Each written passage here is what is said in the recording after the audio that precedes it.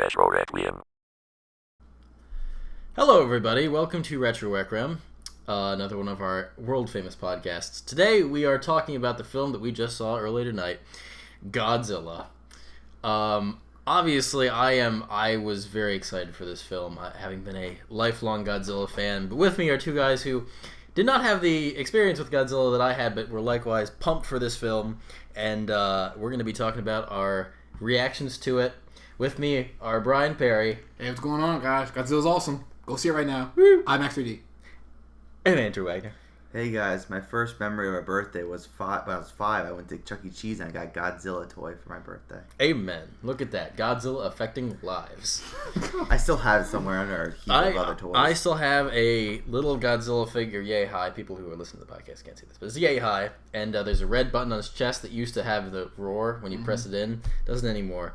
But he is still one of my most prized possessions. Bought it at a yard sale from one of my neighbors. That's cool. Mine was like about double yay high. Mm-hmm. Double yay high. Yay high? And there's like a scale on its back you pressed and Really? it roared, yeah. Cool. You guys can't see this at home, but I too had a Godzilla toy. It was actually like really big. It was actually about half my size. Oh, now. You really sound like you're just adding this on. Like, No, yeah, I'm I not. too had one. It was super big. Okay, you know what? I don't need this sort of judgment. I believe you, Brian, because Godzilla is a worldwide icon of film. It's Godzilla. I just going into my... Devin's not here to do his Japanese voice like Andrew. Oh, Like, it's Godzilla. Go ahead, hey, Collin. Yeah, I was... Devin, we'll record Devin saying, then we'll dub it in. Yeah, I was just saying, when I was a kid, I would either go to the video store and rent out the videos, or my relatives would give me videos of Godzilla, and I just love the guy. He's one of... I always say he's... Is it a guy? I mean, It's Matthew it Broderick is- one, it was a woman. It is literally a guy in a rubber suit, so I refer to him as a guy. He is probably asexual most of the time. Oh, although he has a son in a few, so he somehow got the son. He has a son. Yes, those were the 60s versions. Although he gets them again in the 90s, and I don't know how. But regardless. Is it like Godzilla and Son? He's a man, and he is one of my childhood icons. Because he's a badass. Anyway, enough about me. Fellows, what did you think? We'll start with Brian. What did you think of the Godzilla film that we just saw? Okay, so my peak of Godzilla. Okay, leading up to the Godzilla film, things kept on changing for me. Yeah. At first, it was like, okay, new Godzilla. Okay, whatever. Bryan Cranston? Okay. Went up a little bit more. Then I was like, but Godzilla. Matthew Broderick. I was thinking about the past one. I was like, Then trailers started coming out for it. Oh, yeah. Then more trailers started coming out for it. Then, during, I don't know, it was like these one critics, I guess, got an early screening of it. Like really early, like a few weeks ago. Yeah. And they were like, Godzilla fights two monsters. And I was like, that's it. I'm sold. I'm down. Then it was like sky high. Then me and Collin were like, ooh, wait. Our expectations are too high. Too damn high. Let me tell you, they were not too damn high. That movie was awesome. And I'm just going to leave it at that. I'm just going to be very general. Because I think we'll break down the movie more. And, well, yeah, before I give my thoughts, Andrew, preach. Preach. Tell me what your reaction was. Oh, no, I'm not going to do it. I liked it. I thought it was good. Again, the human story part of it was blah, and I don't think it was... I mean, it had to be needed because it didn't need to be some reason why Godzilla came around. But I don't think it was properly executed. But I just wanted more Godzilla, actually. Yeah.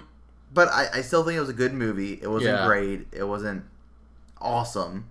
I think it was awesome. I think the experience, as an overall film, would I say great? No, I'd say it's a really good film. But as an experience, to see it in IMAX 3D, to feel his roar, like reverberate through my body, like I don't know, it was like an awesome experience. That's good. That's probably my second. I don't know. As an overall filmic, like just watching the movie as a film experience, that's probably second to like maybe second Transformers when it came out. I saw that in IMAX 3D, and that was like that. Just huge explosions and my first was Gravity. Well, Gravity. Let me to quote myself. I believe I told you this, Brian, exactly like right when we came out of theater. I said it's not a great movie, but it is great spectacle. Yes. And when you watch it in IMAX 3D, and that's the thing. I mean, I feel like most people aren't going to watch this in IMAX 3D, so I can't give anybody an idea of if they just go to see it in the theater without glasses on, without seeing the huge screen. I can't judge that. But seeing it in IMAX 3D, which I would wholeheartedly recommend, it was an incredible spectacle. You related to Avatar? Oh, I didn't see Avatar, and I think most people said Avatar was amazing in IMAX 3D, but then you watch it on TV, and it's like, this was amazing. No, you're right. I saw it's probably the same thing. Actually, Gravity too. I've heard people did not like Gravity when they saw it. I would actually have to say 100%. Like, if you didn't see it IMAX 3D, it would just be like, oh, this movie. Sandra Bullock breathing hard. This is cool, kind of. Yeah. But IMAX 3D, you just felt like you were there, and you're like, holy shit.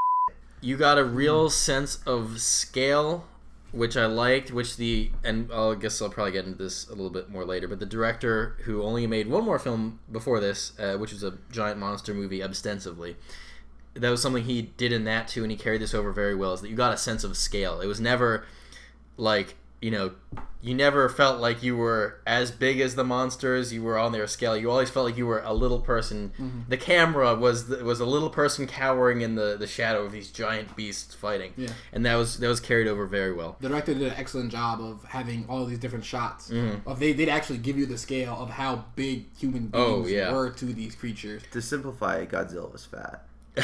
You watch your mouth, Godzilla's on Weight Watchers. He was stocky. Okay. No, from like a front view, he looked, okay, that's Godzilla. Then from a side view, like, damn, Godzilla.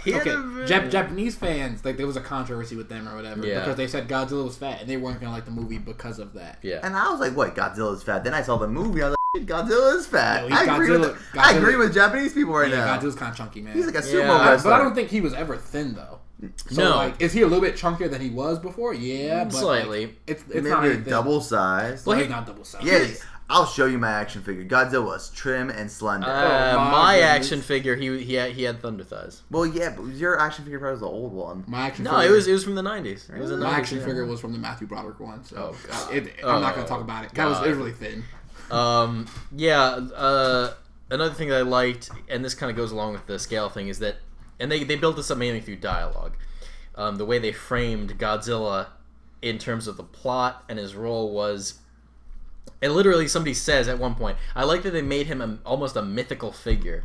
And somebody at one point says, like, and they changed the backstory. In the original one, he was some sort of lizard that was transformed by the nuclear tests in the 50s. In this one, he's awakened by nuclear tests, and he's a remnant from a long past era on Earth where there was a lot more radiation, and he was the apex predator on the planet. And then his species adapted to live deep in the ocean, and then when the nuclear test started, he came out. That's where the other two creatures, which we'll talk about too, that's where they come from. But literally a character says, like, yeah, he was the dominant predator of his era. He was like a god. And him existing in our era is like literally a god on Earth. Like she says, quote, a god for all intents and purposes. Yeah, exactly, yeah. So I liked that. I really did. And I think they carried that along pretty well. And Ken Watanabe, his character in the movie, he keeps on saying, like, he's a force of nature. He's here to equal out man's, mistakes in the past with nuclear tests and stuff. He had a lot of good lines. I thought he was just repeating himself. Well, a little bit, but I think here's my biggest criticism I think of the movie is that the tone of it was too all over the place. No, actually, I'll take that back. It leaned too heavily to one side, and because of that, the parts of it that you could have excused as camp if you went the other way with it didn't play right. It was too. And I hate to use this word because this is simplifying, using an easy example, but it was too Nolanized, where, Christopher Nolan takes the Batman and he makes it dark, which it should be. But now Zack Snyder takes Superman and makes it dark. And now whenever you take Snow White and you make it dark. And now you take all this stuff and you make, so it was too straight-faced. And when you're dealing with a movie about giant monsters, and Guillermo del Toro did this perfectly with Pacific Rim, you probably shouldn't treat it completely straight. Pacific Rim was bright, colorful, ham-fisted kind of, quirky, and it worked perfectly. That's why it worked. Because why the f*** are you gonna make giant robots if you can just try and nuke these things into oblivion? But it works. You know, that makes sense in the world of the film. This one was a little too straight-faced, and when you have Ken Watanabe and random British chicks spouting lines about, like, you know, this is the way nature equals out and stuff, you're like, this is kind of corny. Kind of corny. So yeah, it was that's my main problem with it, is that the tone, I love myself. Brian and I watched one of the 90s Godzilla movies beforehand. The reason I love those movies is they don't take themselves very seriously. A dude injects his daughter's DNA into a plant with Godzilla cells and creates a giant, like, plant monster. Come on, you can't take that seriously. It's all very tongue-in-cheek. It's all, you know, it's a dude in a rubber suit. Spoiler alert, Godzilla wins. Yes, Godzilla always wins. Godzilla does not lose. Godzilla, he could not lose, except in the first one, actually, but then he came back, so there you go. He lost in the first one? They used a thing called an oxygen destroyer, which turned him into a skeleton.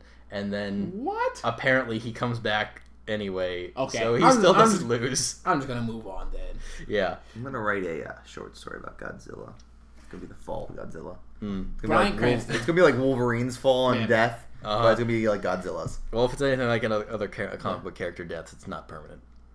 We haven't really mentioned, I guess, this before, but it's a spoiler alert. We're going to spoil the movie from here on. Of course. God, so yeah. if you're listening now and you're like, oh, I want to see this movie, stop.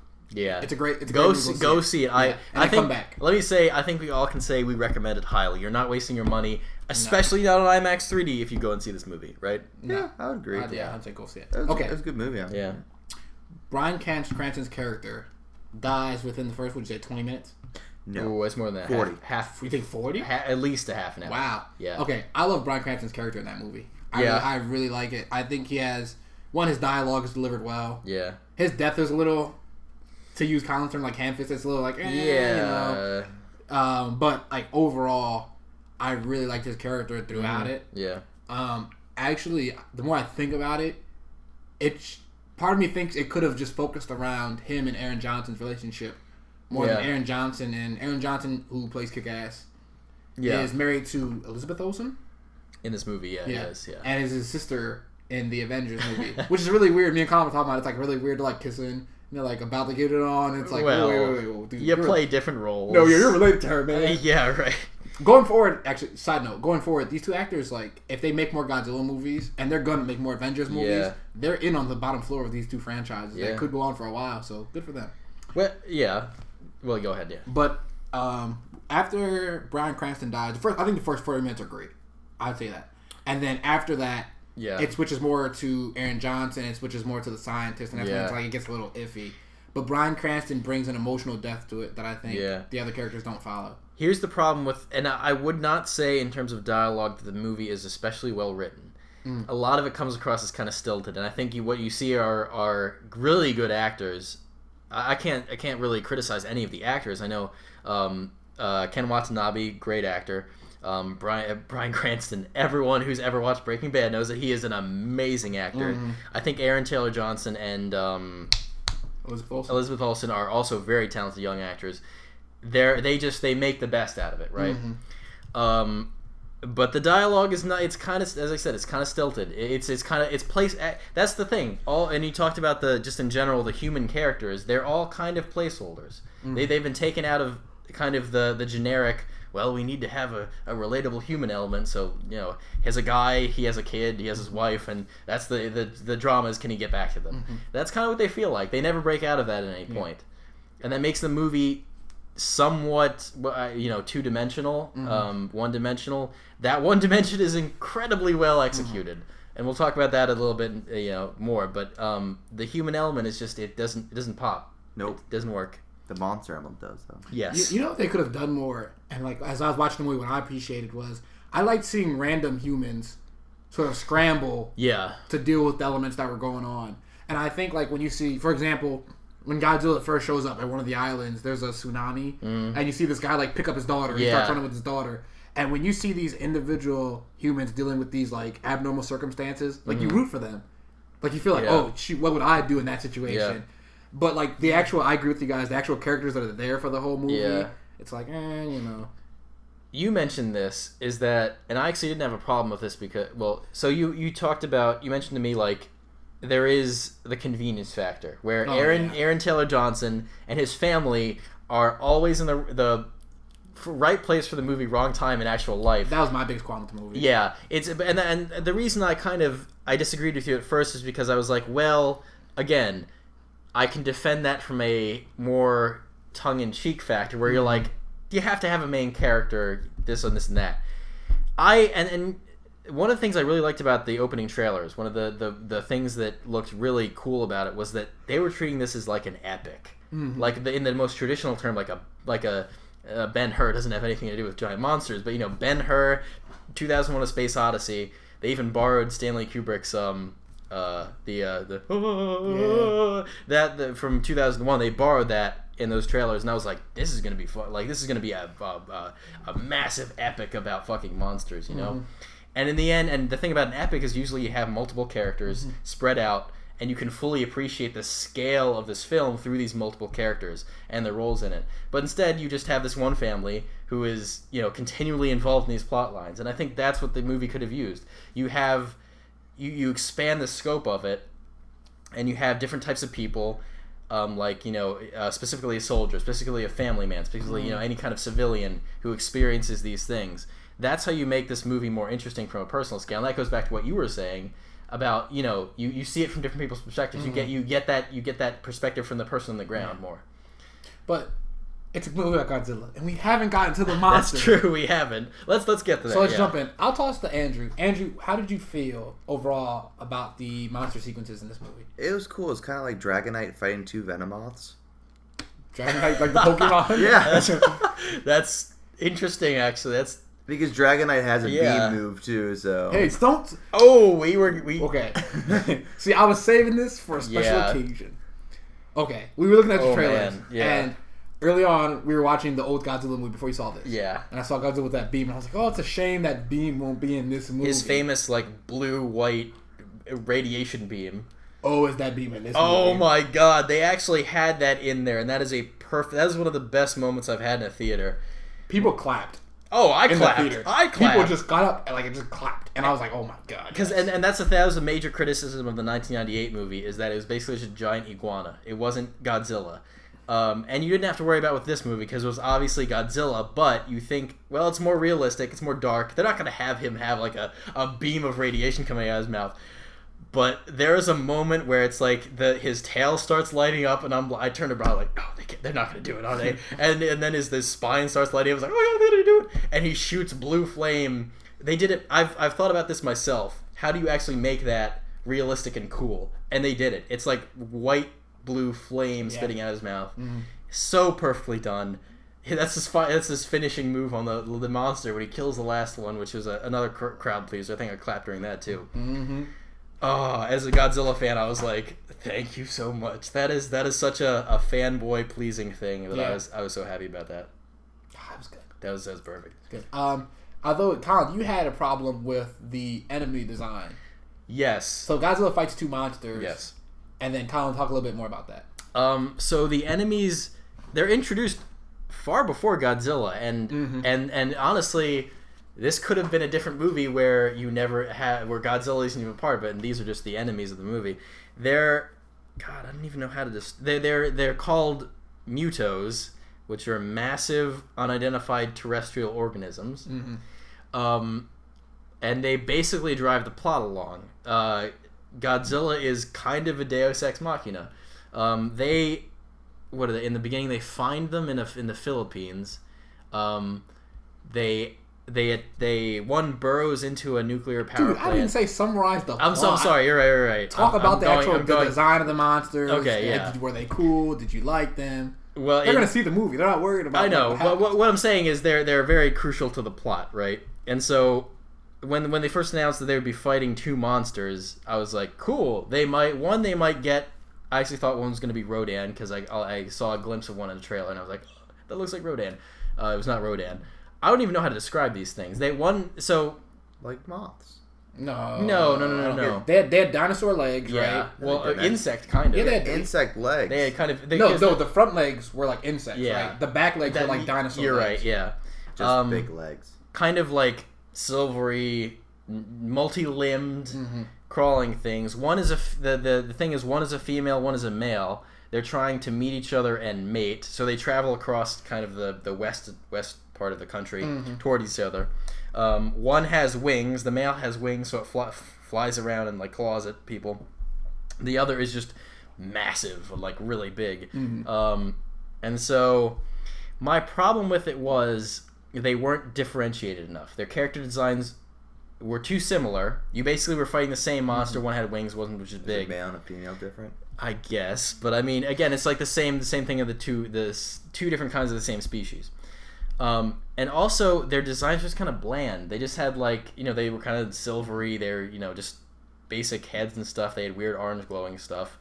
But I mean, I would have liked to see really like two unique, interesting monsters. They could have still been of the same species, only could have made them really different. But they're too similar, and it just kind of it wasn't creative enough for me. You know what I just thought about? Godzilla is black in this movie. Like he's black skin in this movie, like a blackish gray. Charred. Yeah. Which is what they were going for. They're gray. Which makes it from a visual style just like I wish they would have done something more colorful, I think. Yes. That kind of goes back to what I was saying about Nolanified, where everything's almost like a grayscale, everything's darker visually also. It's like, they were just kind of like stock monsters put in, like weird half insect, half thing monsters, when you could have done something really colorful and cool and like, and I understand why Godzilla's more, because they actually said they wanted to make him look charred because he was attacked with nukes and stuff in the past. That makes sense. That's cool. But you could have done something like really weird, like an octopus and stuff, and like God knows Godzilla has enough monsters you could crib a couple of ideas off of them and put them in this movie. But no, they're just kind of stock characters. Yeah. As far as giant monster battles go, if I had to rank them by movie, this is probably like third, behind Pacific Rim. And the first King Kong, Peter Jackson King Kong. I love the King Kong T-Rex battle. That was pretty good, yeah. Yeah, he just breaks the jaw. Andrew thought he was going to break the jaw again. Oh, yeah. But instead he shoots the blue flame down one of the monster's throats. That was great. It's freaking awesome. He basically decapitates the thing. Yeah, and then, so it's probably like third all time. Yeah. From what I've seen in movies. And then like, probably the first Transformers movies after that or something like that. Well, that's the thing with CGI. With guys in rubber suits, it was kind of stilted. Yeah. It looks like Power Rangers. Yeah, exactly. It looks like two guys in rubber suits fighting each other, and floppy tentacles hitting each other. With this one, you got more really physical with it. So that was a great improvement, I think. Yeah, Godzilla tail whipped the out of one of those. God, aliens. yeah. So, any other thoughts? Okay. One thing that I don't want to say bothered me. But it kind of like drove home the point. They make you assume that Godzilla has died at one point in the movie. Near the end. Yeah, near the end. And it's like, oh, Godzilla's dead, guys. Yeah. Because there's like animals picking at him, and you're like looking at him. He's all gray, covered with ash. Yeah. And he's like died from his injuries fighting the other two monsters. Yeah. And Godzilla is not dead. No. Godzilla gets up, and Godzilla's like, yeah, I'm Godzilla. That was the corniest part of that movie. Yeah. He basically got up and was like, I'm a celebrity. Hey, guys. I'm going to dive in the water now. Yep. And swam off to, if this movie does well, a certain sequel. Okay, let's ask that question. Do you think they're going to do a sequel? Yes. If it makes as much money as it has the potential to, yes. Absolutely. Yes. Do you think it'll be the same human protagonist? Here's something. Here's an interesting comparison to another movie that I thought about. What was it? Rise of the Planet of the Apes. Yeah. That's another thing where you take a former property and you remake it. You change the plot completely, and you reinvent it. And so Rise of the Planet of the Apes had James Franco and Freida Pinto. They're completely gone in the next one. It's Gary Oldman and that one dude from a bunch of stuff that I forget. But I could see them changing protagonists. They actually teased. I don't know if they teased it, but there was a point where Aaron Taylor Johnson might have died too, and I was like, they kill off the main character. I could see that. That should have happened. Yeah. Okay, no. That was the corniest part of the movie. Is at one point, for some reason. Well, let's say this first. For some reason, these animals feed off of radioactivity, and they keep trying to nuke them. They constantly try to nuke them, and it constantly fails. Well, but that was their final plan. That was also a kilo, though, in the 50s. They were doing a megaton. They ate it. They ate it before it got there. They ate it like... No, they wanted to explode it, though. Oh, no, I understand that.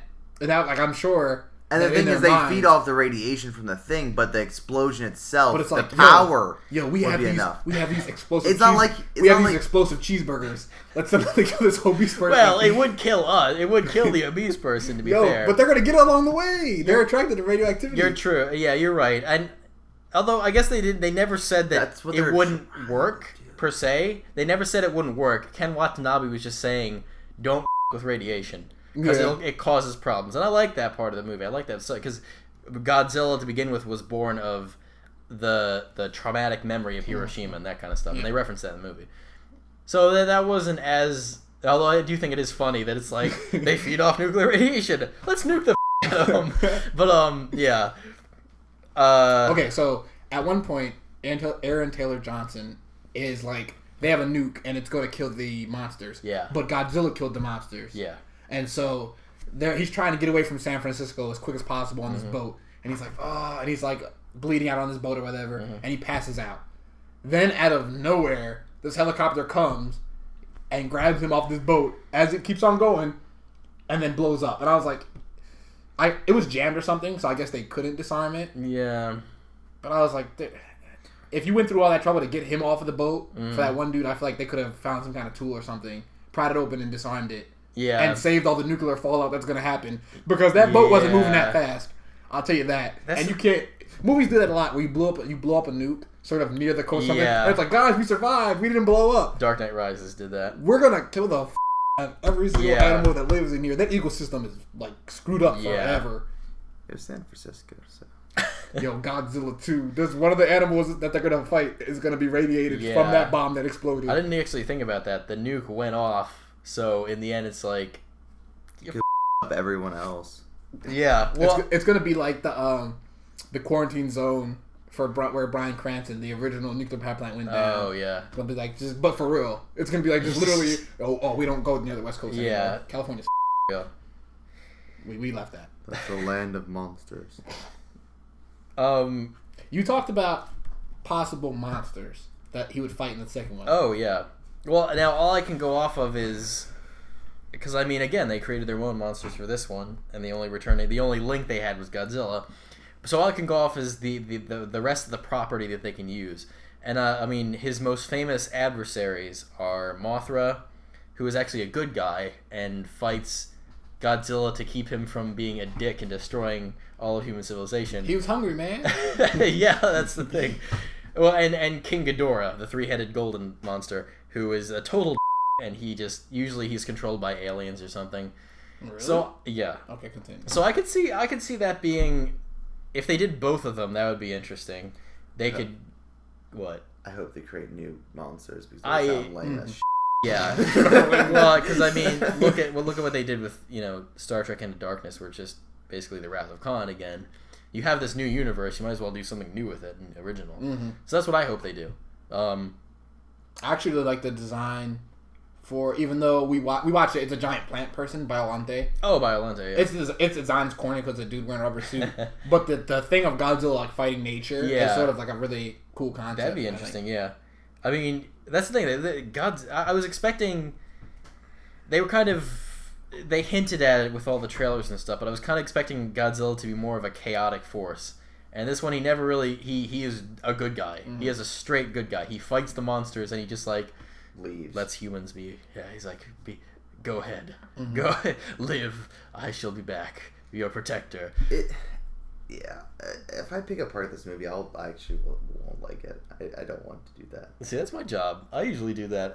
Because I'll pick apart of that. I'll be like, oh yeah, he just like all of a sudden just comes out and saves humanity for no reason to kill these monsters for no reason. Oh look, they're going up there. You know what? I should kill them and just go back to the bottom of the ocean. They said he was an apex predator. I thought he was going to eat them.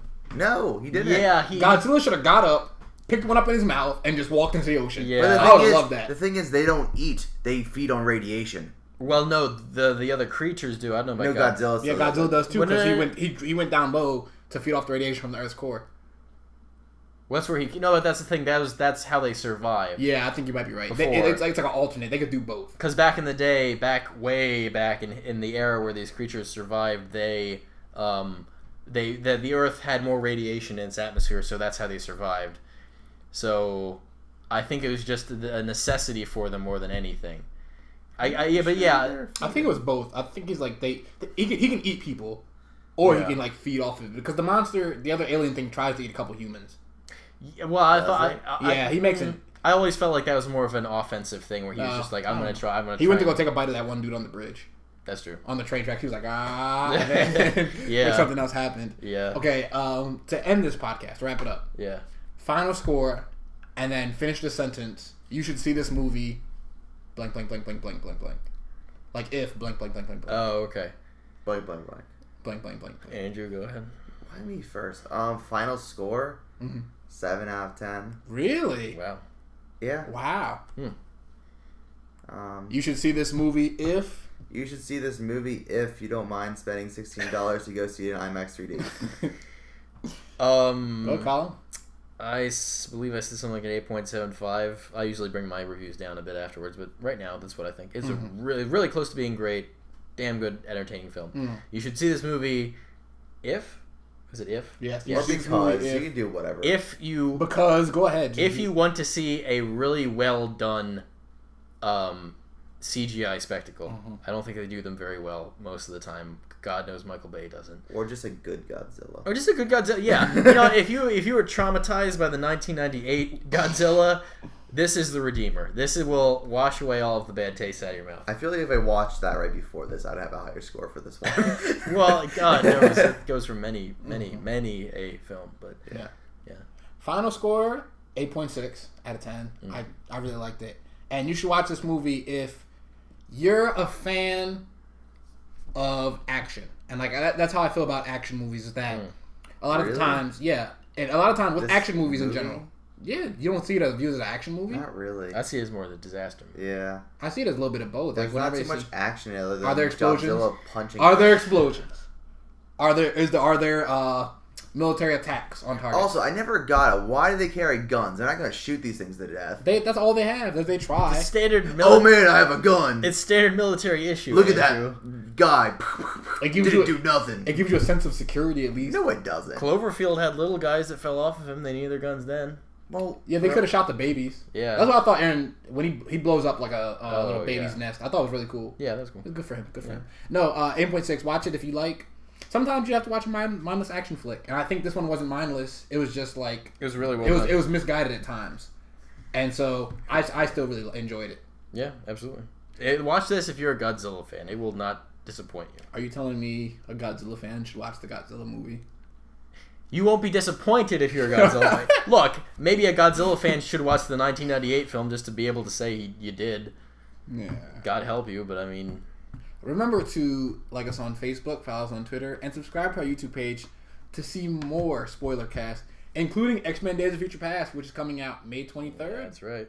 Yep. We're going to see it, and we're going to have a Spoilercast for you then, too. It's going to be enjoyable. Retro Requiem.